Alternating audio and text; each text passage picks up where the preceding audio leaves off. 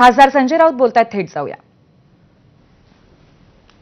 हे आमच्या सगळ्यांचंच म्हणणं आहे की जागा वाटपाची प्रोसेस ज्या पद्धतीनं लांबली गेली त्याची गरज नव्हती आणि ती का कोणामुळे आणि कशी लांबली हे बहुतेक विजय वडेट्टीवारांना माहीत असावं.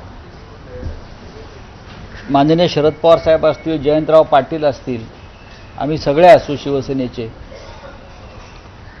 शेवटच्या अर्ज भरण्याच्या शेवटच्या दिवसापर्यंत जागा वाटप संपलेलं नव्हतं हे सत्य.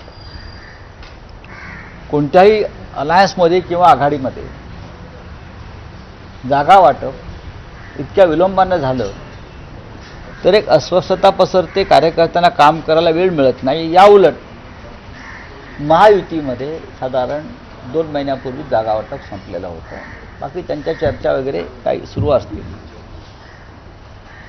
तर विजय वडेट्टीवार यांची जी वेदना आहे ती संपूर्ण महाविकास आघाडीची वेदना आहे.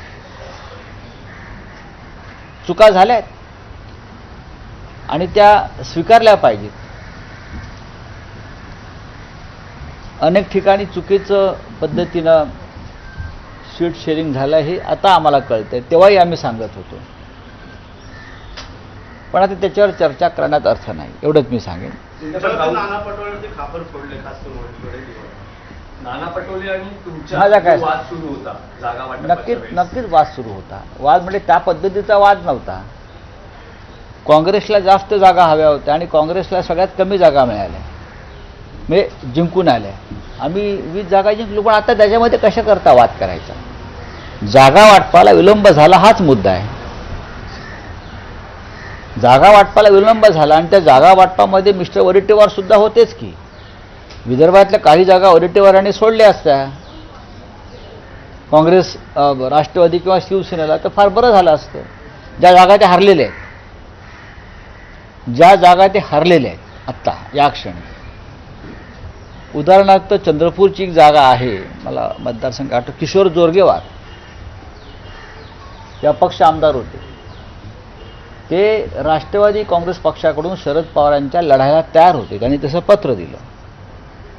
ती जिंकणारी जागा होती. जयंतराव पाटील किंवा जितेंद्र आव्हाड, माननीय शरद पवार साहेब, अनिल देशमुख हे वारंवार समजवत होते की किशोर जोरगेवार हे जिंकणारे उमेदवार आहेत, ते आमच्याकडनं लढतायत, ती जागा तुम्ही सोडा.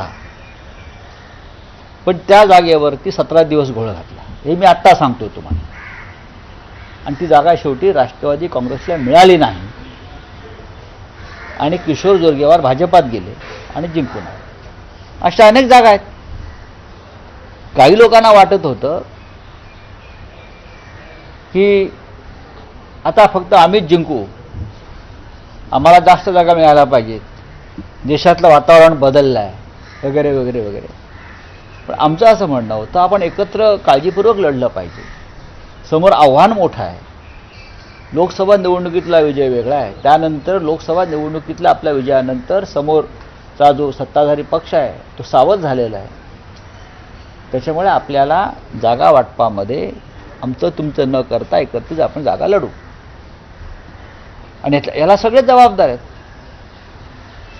नाही, पण राऊतसाहेब थेट प्रश्न आहे की विदर्भात जागा वाटपाच्या मुद्द्यावरून महाराष्ट्रातल्या गोष्टी ज्या लांबली. आता अगदीच सांगायचं तर कोल्हापूर उत्तरची जागा आम्ही फार आग्रहानं मागत होतो, जो शिवसेनेनं 6 वेळा जिंकलेली जागा आहे.